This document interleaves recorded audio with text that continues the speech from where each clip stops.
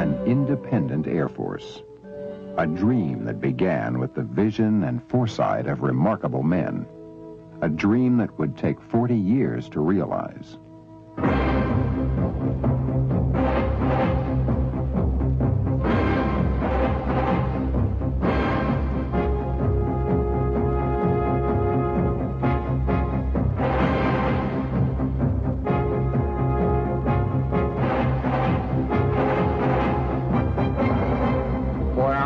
You must have an Air Force second to none.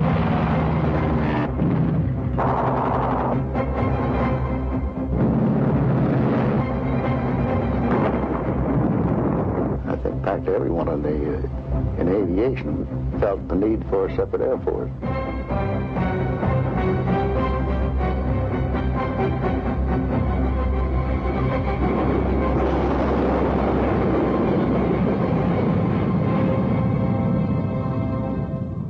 "35 years ago, September 18th, 1947. On board his plane, the Constitution, President Harry Truman signs a document, and America has an Air Force. Its first Chief of Staff, General Carl Spaatz. The most important is your contact with fellow flyers. They were all remarkable men.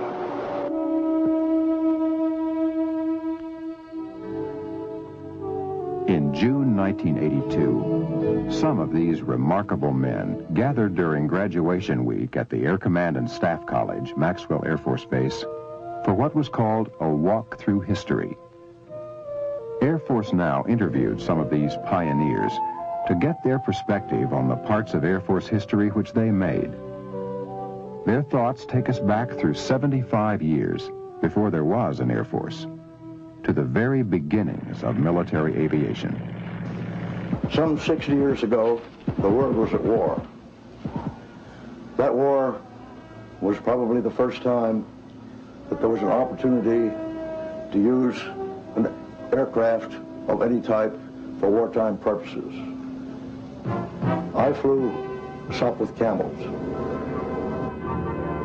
Colonel George Vaughn flew the legendary little fighter against Germany's best and became America's fourth-ranking World War I ace.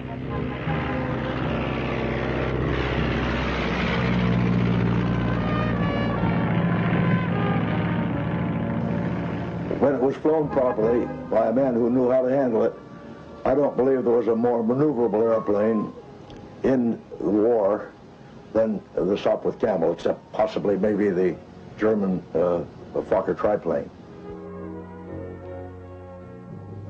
The airplane. A new dimension is added to the grim business of war. Less than 10 years from the day the Army accepted its first plane. It will take another quarter century before air power reaches maturity, and another war to force the issue.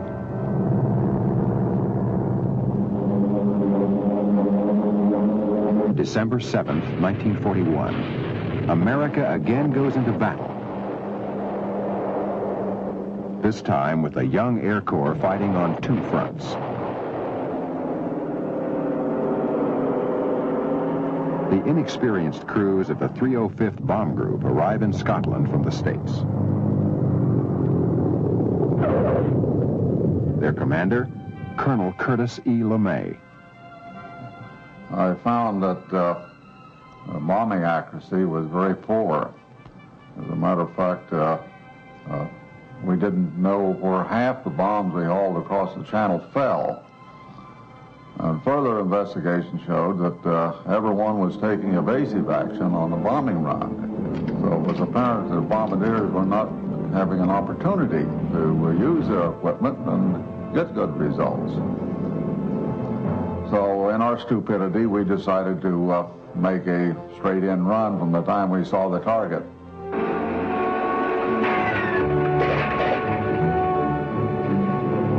Colonel LeMay leads the first mission using different tactics. A straight-in run combined with flying a tight box formation. It was 7 minutes from the time we saw the target until the bombs fell off the shackles. A long 7 minutes for everyone concerned. LeMay's group was so successful that their tactics were adopted by the entire 8th Air Force. In the Pacific, fighter operations make headlines. Colonel John Mitchell plans a bold, daring mission to shoot down the commander-in-chief of the Japanese Imperial Navy.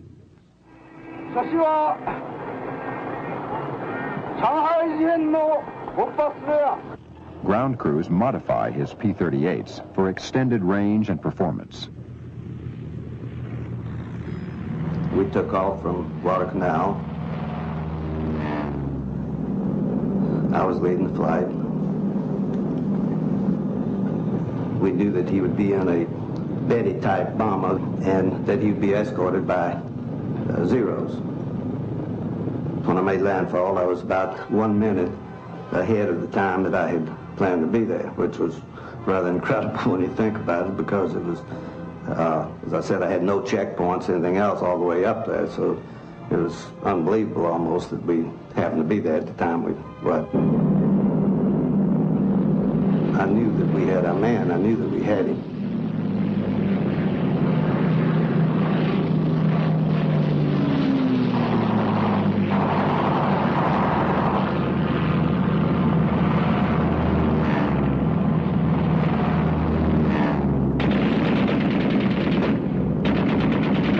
So, of course, as soon as this happened, we got the hell out of there because the mission was accomplished.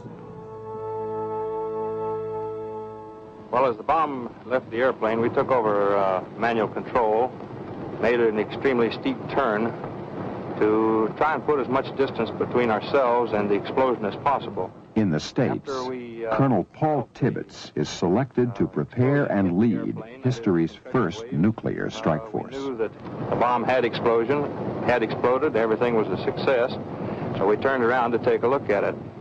We completed our turn, we came back around, and we saw really nothing. We had in front of us before a perfectly clear and unmistakable Japanese city below us, and now there was nothing but a boiling mass of debris down there, covered by cloud and with this big mushroom effect going up from it. He had named the fateful aircraft Enola Gay after his mother. My mother had been the one person in our family who, when I said I didn't want to be a doctor and I would rather go fly airplanes, she's the one that gave me the necessary encouragement to go ahead. And the old man said, "You're going to kill yourself in one of those school machines." And my mother said, "Paul, you go ahead and fly. You're going to be all right."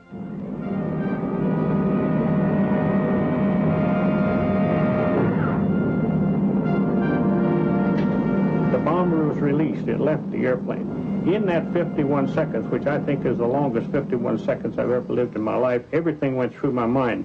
I was really going back over a period of about 10 months, 10 to 10 and a half months of really hard work to get to that particular point. So my thought was, will the damn thing work? I was perfectly relieved as soon as it exploded. The weight of the world was off of my shoulders. We were successful.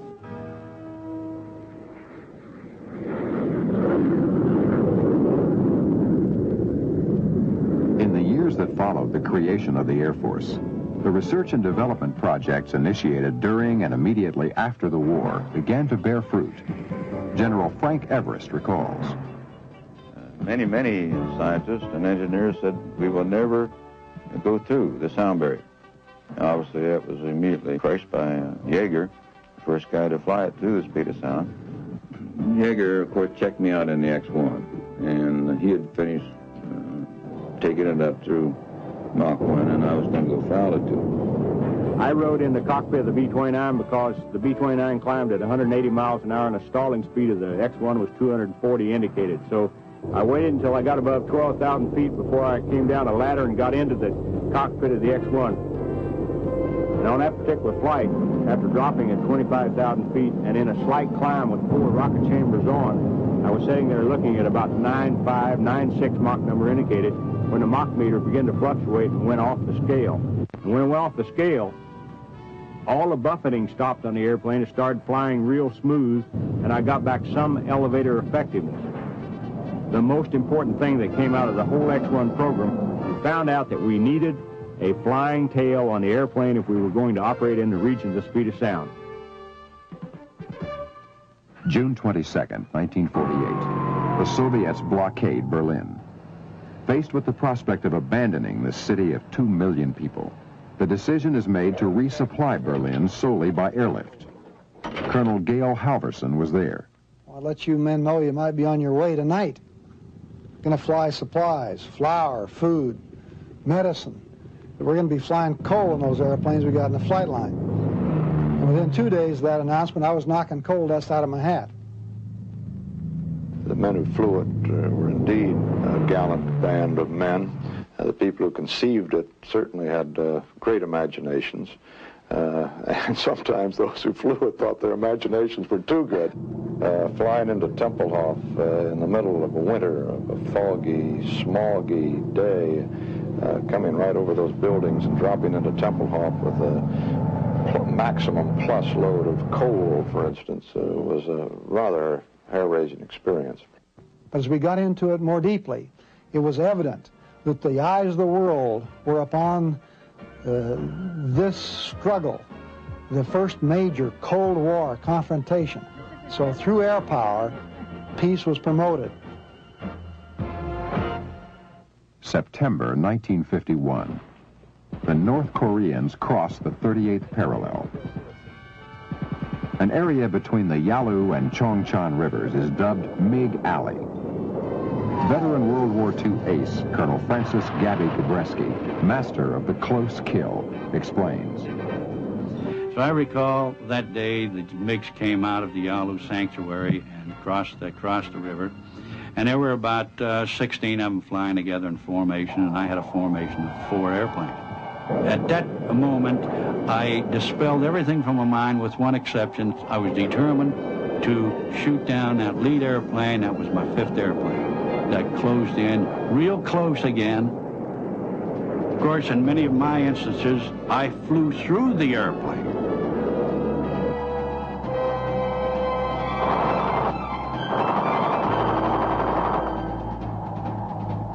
The airplane exploded. And there was no question in my mind that he was destroyed. It was the Air Force's first jet war, and the results were impressive. A better than 10-to-1 kill ratio. With the war over, the United States Air Force leaps into the future, moving toward an all-jet combat force. In production, 3 new fighters, the F-100, the F-101, and F-102. The B-47 bomber is in production, and the B-52 is in development. In February 1954, the Air Force reports a technological breakthrough. Thermonuclear warheads, small enough to be delivered by rockets over long distances. The Air Force has a new mission. The guiding force behind it, General Bernie Schriever. There was no question that the ICBM would be coming along once you had the V-2. As a matter of fact, the Germans had on the drawing boards an intercontinental ballistic missile. Space opened up new opportunities for manned flight as well. From the flying laboratories of the X-2 and 3, there evolved a new kind of aircraft capable of flying into space. At the controls of the X-15, Major Pete Knight. We either went on a speed mission or an altitude mission. Both missions started out about the same way, dropping off of the 52, rotating, and climbing at a specific climb attitude, and then either pushing over to 0G incoming level at about 80 or 100,000 feet for a speed mission, or holding that attitude and allowing the airplane to climb and shutting down the engine at a predetermined Mach number, which then would determine the altitude at which the airplane flew. Now, as we went on the altitude missions, during the climb, we were controlling the airplane with a right-hand side stick controller, and as we exited the atmosphere, we transitioned to a left-hand controller and flew the airplane with the reaction controls. Now, the significance of the flights of the X-15 was certainly as a research airplane. Re-entering the Earth's atmosphere and flying it back, landing it tangentially on the lake bed as a normal airplane after having operated in space. These kinds of things were demonstrated in the X-15 and were then used as we progressed on to both the X-20 and the Space Shuttle. Vietnam. The Air Force is again committed to combat operations. Man and machine are tested in the jungles of Southeast Asia.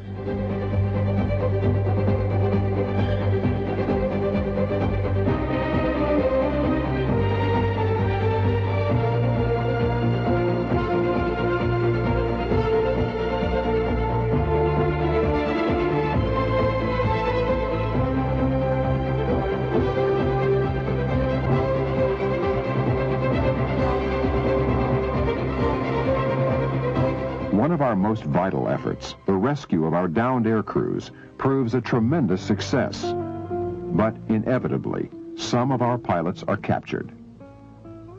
Mrs. Aldova Ford, wife of Captain David E. Ford, shot down in 1967. I first learned of it the typical way. Two Air Force men come out to the house. It was on a Sunday. We just got home from church.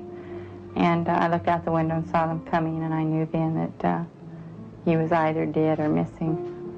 I wrote him a letter 2 weeks before he was captured and told him if he did get captured, to please not try not to be a hero, because he had a family.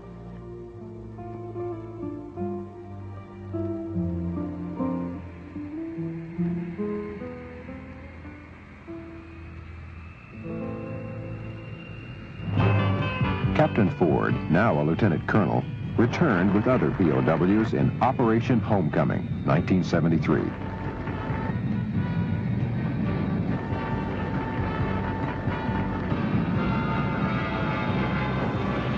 I feel that I walked out to that C-141 in Hanoi with my head held high, and I felt about 10 feet tall.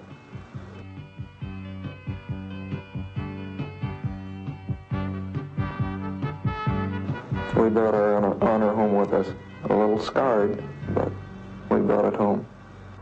In the 70s, a major force modernization begins. Its purpose, to take us into the 1990s as a potent, effective fighting force. New weapon systems include the F-15 and 16, the A-10, the B-1, AWACS. C-141s are stretched and made air refuelable. C-5 wings are modified to extend their life. The KC-10, new aircraft to meet the needs of a changing Air Force. With the coming of the space age, the Air Force takes on ever-increasing responsibilities. To meet these new challenges, the Air Force announces the activation of Space Command on September 1st, 1982. Under the command of General James Hardinger, it's headquartered at Colorado Springs. Vice Commander Lieutenant General Richard Henry. The use of space is revolutionizing warfare. Space is a place. It is the mountaintop and the ridgeline of the future. The probably most exciting aspect of looking at the military use of space is to recognize that despite all of the achievements that we have accomplished during the last 25 years, this is still, and compared to the history of air power, only 1928. And the future then becomes very exciting as we learn more how to use this place called space for the support of our operational forces here on Earth. The future will be whatever man wants it to be. We have the power to make our world the way we want it. And this is true of the future of the Air Force. Remarkable men with dreams and vision of what would be brought our Air Force to life 35 years ago. Through our dreams and vision today, we will shape the Air Force of tomorrow.